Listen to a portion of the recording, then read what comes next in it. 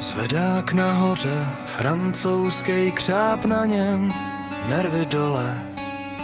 Diagnostika píše nesmysly, tak pojďme na to, ty vole.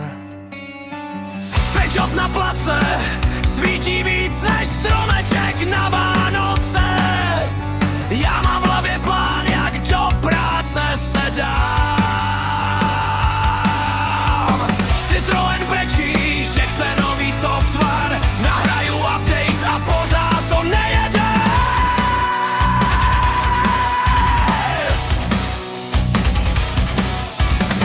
Renault si myslí, že je Formule 1, ale v motoru chaos, elektrika zmatená. Přirelátka navíc, kabel nikam nevede. Kdo tohle kreslil? To snad nebyl člověk, ne? Ale určitě inženýr z Francie. K ničemu není přístup, když auto vymyslí blbec. Žerou toho žabí stěhýnka a smějou se, jak nás to ničí celý den. K ničemu není přístup, šroub schovanej za plast. Francouzský inženýr má hlad, takže kuře a kašle na servisní řád. Rozborka půl auta kvůli žárovce jedný. Nárazník dole, jo, to je teda běžný.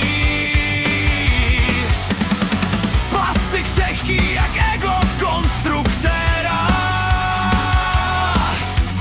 Vlak a už schání žíly do večera.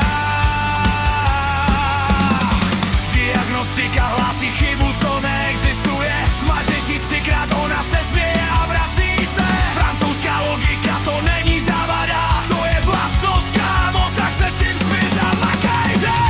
K ničemu není přístup, když auto vymyslí blbec.